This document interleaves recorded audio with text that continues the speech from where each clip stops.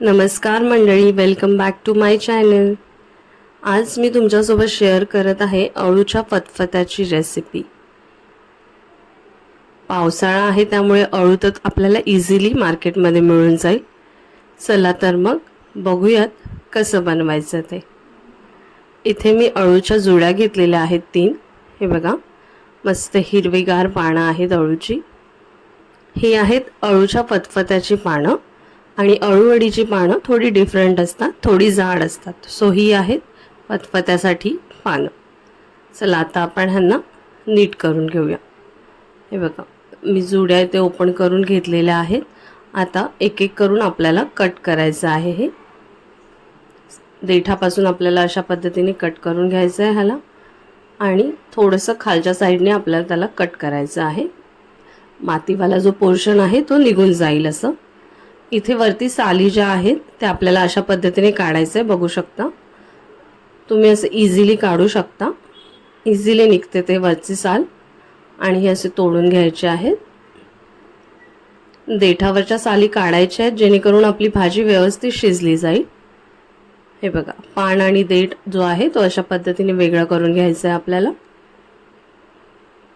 Same तशाच पद्धतीने देठ कापून घेतला आहे, खालच्या साईडनेही थोडंसं कापून घेतलं आहे देठाच्या। आता ह्याच्या वरची साल जी आहे ती आपल्याला काढायची आहे। इझिली निघते साल, बघू शकता। तोडून घेतलं आहे। अळू साफ करताना हाताला थोडीशी खाज येते, सो त्याची काळजी घ्यायची आहे आपल्याला। भाजी साफ करून झाल्यावर तुम्ही कोकमचं पाणी वगैरे लावलं तर ती खाज कमी होऊ शकते। सेम अशाच पद्धतीने मी हेही पान आहे ते नीट करत आहे। बघा, साली काढून घ्यायच्या आहेत वरच्या, आणि हे देठ तोडून घ्यायचे आहे।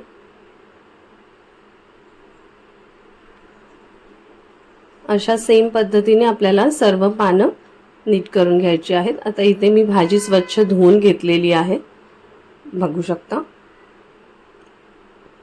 आता ह्याला आपल्याला कट करायचं आहे। सो इथे थोडी थोडी पानं घेऊन बारीक चिरून घ्यायची आहे। आपण पालेभाजी जशी चिरतो तशीच सेम पद्धतीने अळूची ही पानं आपल्याला चिरायची आहेत बारीक बारीक, बघू शकता।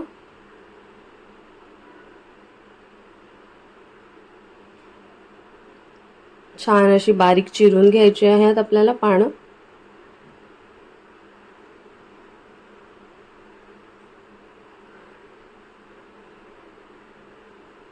हे बघ, अशा पद्धतीने चिरून घेतली आहेत।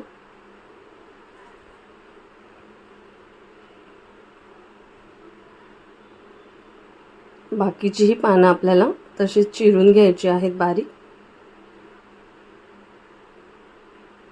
तुम्ही विळीवरही चिरलात तरीही काही हरकत नाही। मी ते चॉपिंग पॅडवरच चिरते आहे। हेही आपल्याला बारीक चिरून घ्यायचं आहे।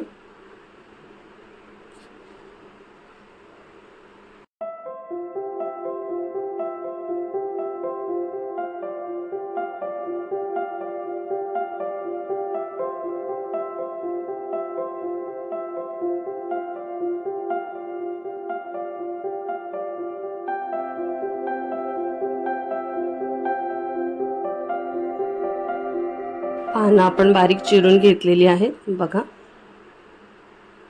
आता आपण हे जे देठ आहेत जे आपण मोडून घेतलेले आहेत त्यांनाही आपल्याला बारीक चिरून घ्यायचं आहे। तेही आपण आता चिरून घेऊया। भाजी इथे चिरलेली बाजूला काढून घेतली।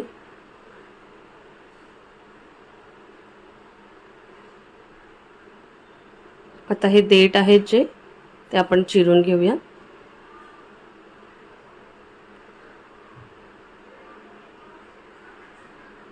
देठ ही बारीक बारीक चिरून घ्यायचे आहे, बघा। असे बारीक करून घ्यायचे आहेत देठ आपल्याला। ॲड करून घेऊया भाजीमध्ये।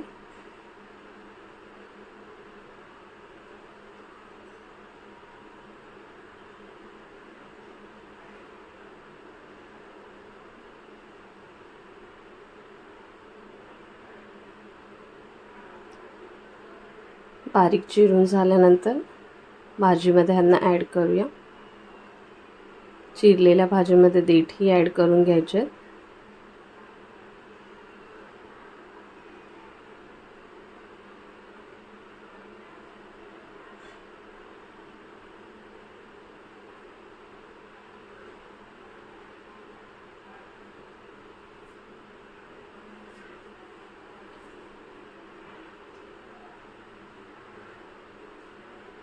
इथे आपली भाजी चिरून झालेली आहे, बघू शकता. आता ह्यामध्ये आपण ॲड करणार आहोत मका. मी एक मका घेतला, त्याचे छोटे छोटे पार्ट्स केलेले आहेत अशा पद्धतीने. बघा, तुम्हाला मका नसेल टाकायचा तर नाही टाकला तरी चालेल, बट मका टाकल्याने जास्त छान टेस्ट येते. इथे मी थोडेसे शेंगदाणे घेतले आहेत भिजवून, तेही आता मी ॲड करत आहे. यामध्ये शेंगदाणे ॲड करून घ्यायचे आहेत भिजवलेले. नेक्स्ट मी ह्यामध्ये थोडेसे चणे ॲड करत आहे. थोडेसे चणे इथे मी ॲड करत आहे.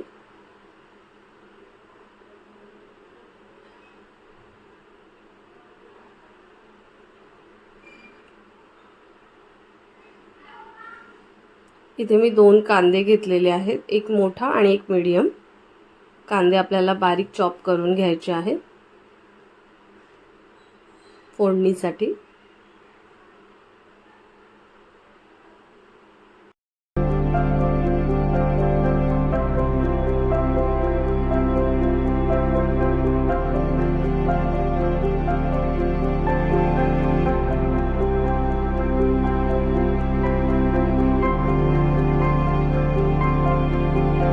कांदा आपल्या इथे चॉप करून झालेला आहे. इथे लसूण घेतलेला आहे 8 ते 9 पाकळ्या. बघा, इथे सर्व भाजीचं रेडी आहे. इथे कांदाही चॉप करून रेडी आहे. लसूणच्या पाकळ्या घेतल्या होत्या, थोड्याशा ठेचून घ्यायच्या आहेत अशा पद्धतीने. इथे आहे भाजकं वाटण. वाटणाची लिंक मी तुम्हाला डिस्क्रिप्शनमध्ये ॲड करणार आहे, सो नक्की बघून घ्या. आता आपण ह्याला फोडणीला देऊया. इथे मी कुकरमध्येच फोडणीला देत आहे. जर तुम्हाला टोपामध्ये बनवायचं आहे तर तुम्ही तसंही करू शकता. मी डायरेक्ट कुकरला लावते आहे हे. इथे 2 टेबलस्पून ऑइल घेतलेलं आहे. आता आपण फोडणीला देऊया कांदा.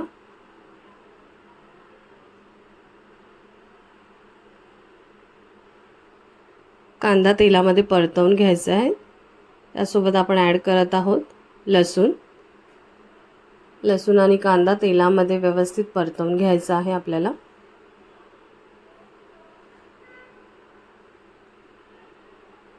कांदा ब्राऊन होईपर्यंत आपल्याला तेलात परतवायचा आहे.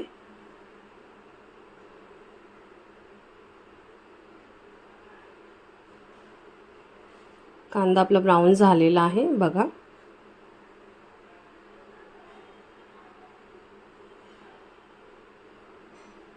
आता आपण ह्यामध्ये ॲड करणार आहोत मसाले. इथे मी ॲड करत आहे थोडीशी हळद, थोडीशी धना पावडर, थोडीशी जिरा पावडर, थोडासा गरम मसाला,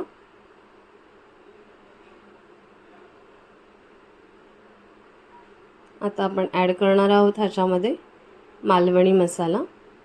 2 ते 2.5 चमचा मालवणी मसाला इथे घ्यायचा आहे. तुम्हाला कमी जास्त तिखट हवं असेल त्याप्रमाणे तुम्ही ॲड करू शकता. मिक्स करून घ्यायचे आहेत. मसाले व्यवस्थित परतवून घ्यायचे आहेत तेलात.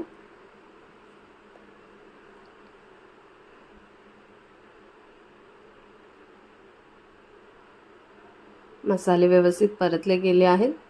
आता आपण आपले जे भाजीचं सामान आहे सर्व ते एक एक करून ॲड करून घेऊया. बघा, चिरलेली भाजी सर्व ॲड करून घ्यायची आहे आपल्याला अशा पद्धतीने.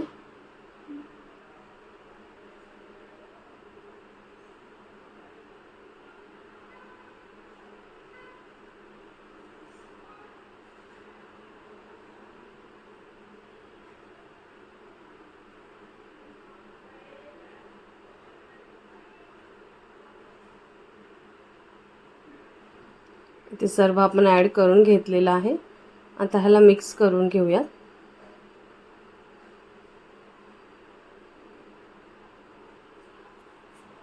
इथे आपल्याला ॲड करायचं आहे पाणी. 2 ग्लास ते 2.5 ग्लास पाणी ॲड करायचं आहे. जसं तुम्हाला पातळ हवं आहे त्याप्रमाणे तुम्ही पाणी ॲड करू शकता. इथे मी आता ॲड करत आहे भाजकं वाटण. 1 छोटी वाटी वाटण इथे ॲड केलेलं आहे मी. तुम्हाला कमी जास्त प्रमाणात करायचं आहे त्याप्रमाणे तुम्ही ते करू शकता.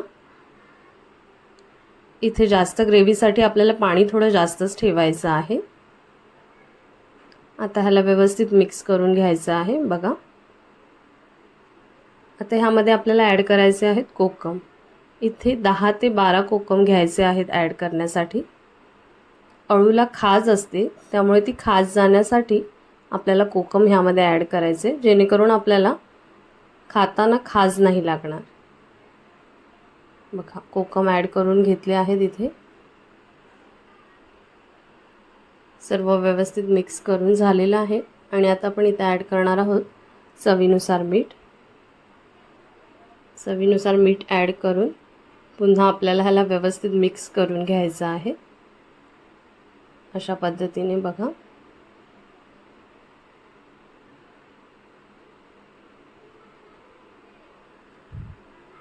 मिक्स करून घेतला आहे आपण.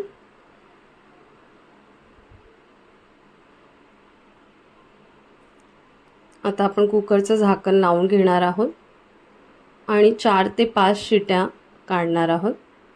4 ते 5 शिट्यांमध्ये आपलं अळूचं फतफतं जे आहे ते रेडी होणार आहे.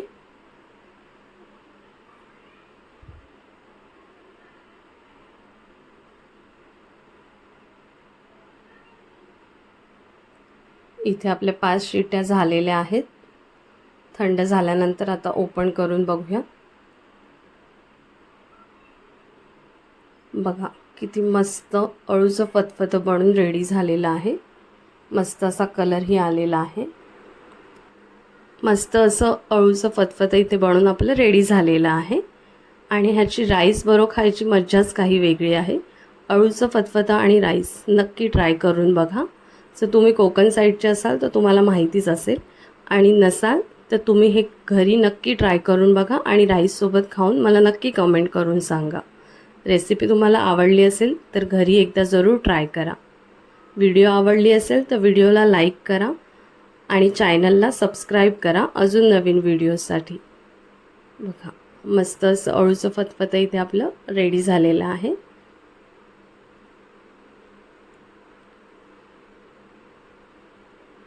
पावसाळ्यात अळूचं फतफतं खाल्लं नाही तर काय मजा. बघा, तुम्हीही नक्की घरी ट्राय करून बघा. मार्केटमध्ये इझिली तुम्हाला अळूची पानं अवेलेबल होऊन जातील. Thank you for watching. भेटूया नेक्स्ट व्हिडिओजमध्ये.